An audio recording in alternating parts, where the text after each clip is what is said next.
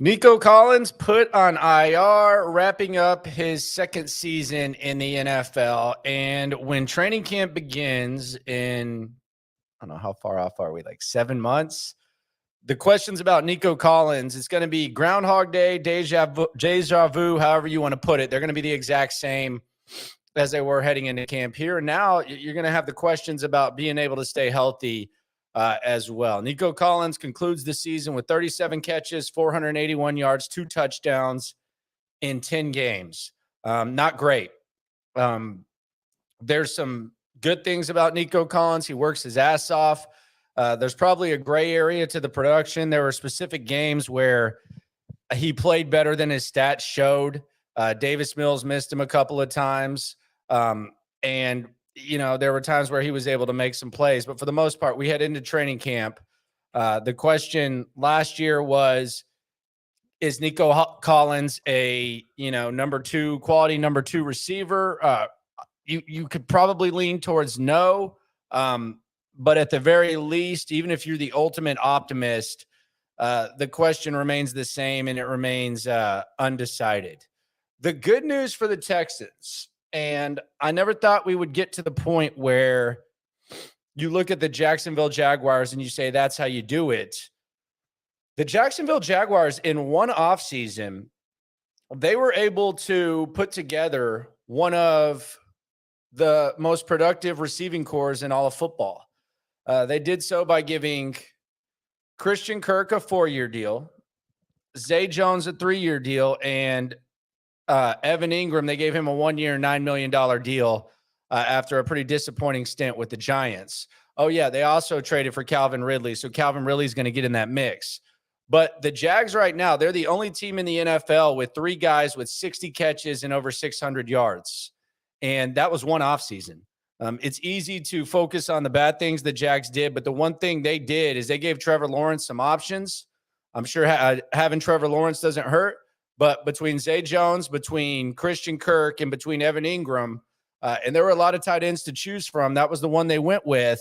The Jags did a pretty good thing. So Nick Caserio is probably going to have to do something similar if he wants to have a competent receiving core. The second first-round pick and the third first-round pick, I would look out for offensive weapons there.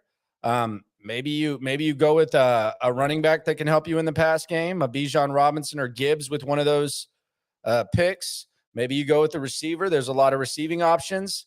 And free agency, it's not a lot of good names, but if you evaluate them right, I don't think too many people thought Christian Kirk was worth what Jacksonville gave him, and there's probably a little bit of a tax there.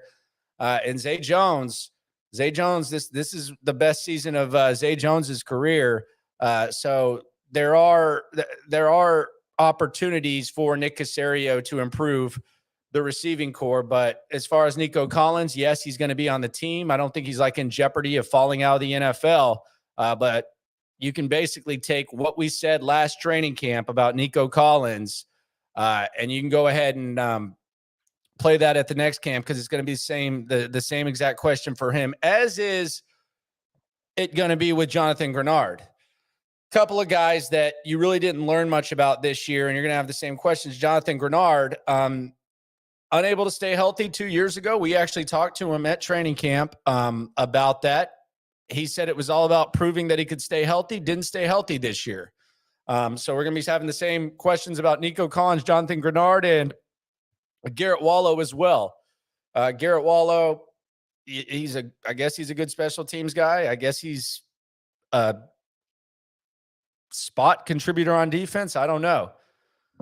Didn't really learn much about him. So you're talking about a third-year guy and 2 second-year guys that you don't know much about. And that's just where they're at right now. Kenyon Green, learned not a damn thing about him. As a matter of fact, I think there's probably some skepticism from some fans as to, what Kenyon Green is. I think Kenyon Green's actually going to bounce back pretty nicely. I think the offseason is going to be favorable to him. But it's interesting. You look at all the rookies. He was the one that you felt most good about. But Kenyon Green now, I don't want to say it's like a make or break type year, but when you draft a guy a guard that early, you'd like him to be plug and play. Let's go Lovie Smith though. Let's focus on the positives. Guy you feel best about? Titus Howard. Titus Howard. Last year we were saying, Titus Howard, can he be a starting tackle? Are they going to quit moving him around? Why do they keep moving this guy around? Why can't he find a place? He's found a place. I know he's coming off playing guard, but he's established himself as, at the very least, a very, very good right tackle. The fifth-year option was picked up. Some people wondered why.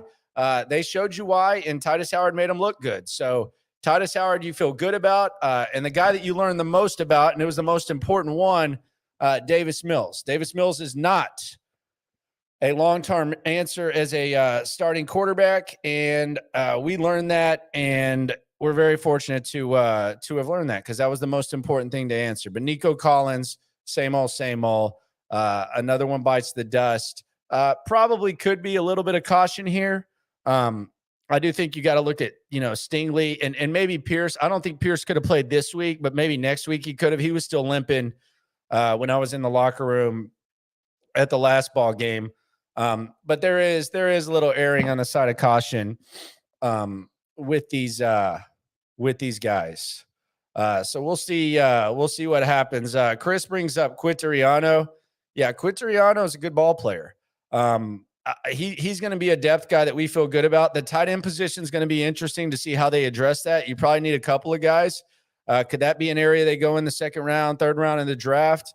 I think that's a very strong possibility. JB, shout out to JB. Appreciate you guys for subscribing as well. We're over 1K and we're going big. We're going big for the draft. Only going to get better. JB says, think we take another wide receiver early in the draft? Yes, I do. And in this draft, there you might be able to get the first one depending on where that Cleveland pick is. I don't see anyone going in the top 10, although it looked like Smith and Jigba would at one point. He just, he didn't play much this year. So Smith and Jigba, I could see Addison, all those types of guys. Congrats on the 1K. Appreciate you, 713, trying to get to where you're at. You see Caserio firing Lovey. I do. And I think that would be a nice thing. We had Laramie Tunsil on the other day. I thought this was a fun interview. Fire up the Odyssey app. Go check it out. He doesn't do a lot of interviews. We had some fun with Laramie. Here was a little back and forth with Tunsil. The last time Laramie Tunsil, who I think is going to get an extension this offseason, if he's not going to get an extension, you're probably going to need to trade him given what the cap hit is.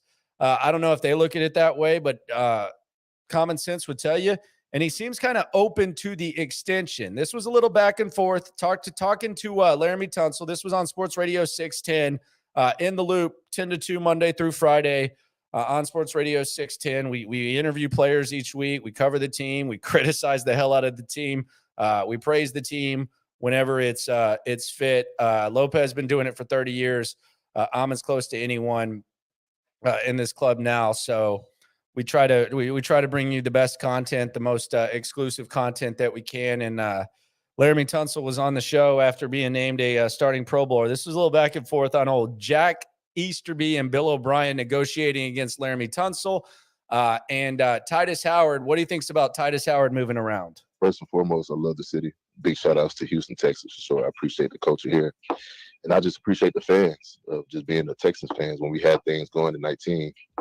Just a beautiful sight because I came from the Miami Dolphins and, it was rough times there. And then I came here at 19 when we was winning games and how much the fans appreciate us. So that's one of the biggest things why I love being in Houston's the fan base. I really love the fans. So we got to get an extension this offseason, huh? Yeah.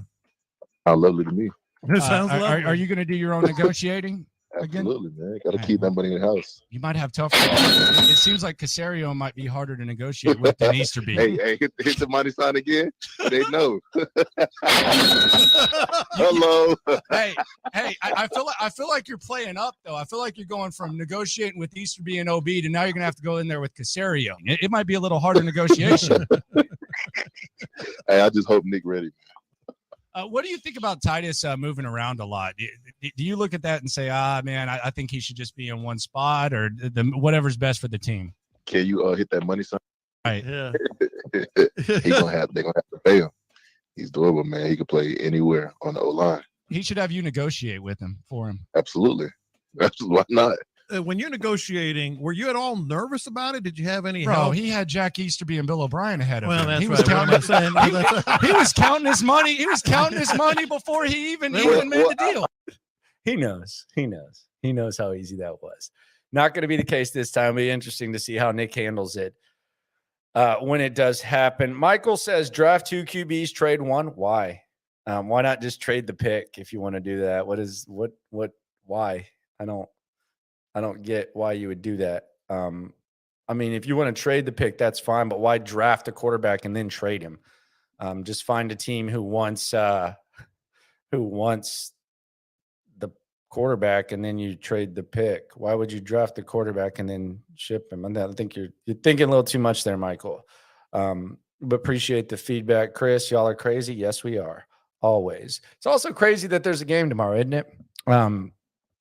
College is done. We're basically in a college football kickoff, an hour late. But the 11 a.m. Saturday college kickoffs, we got a nooner. And the Texans are only a 3-point dog. I'm starting to fear that a win might happen. And then who knows? It's going to be a very nervous next 2 weeks. So we'll see. But it'll be a fun time. And I will it'll be a short post game, probably just a video because everyone's traveling and stuff. But I'll put something together in the mix, just reacting a little bit. Luis says, what color Bryce Young jersey you getting? I'm not going to get a jersey, but maybe a T-shirt or something like that. Tomorrow's game is going to be interesting. I'm with you. And no matter what happens in that game, no matter what happens these holidays, I appreciate everyone for riding along with me. It's only going to get better. Better days are ahead. Exciting days are ahead. And no matter what happens, we're in this together. Let's get it. Have a good holidays. Enjoy the game tomorrow. Enjoy your family. Do whatever you got to do. And I very much appreciate y'all. Have a good one.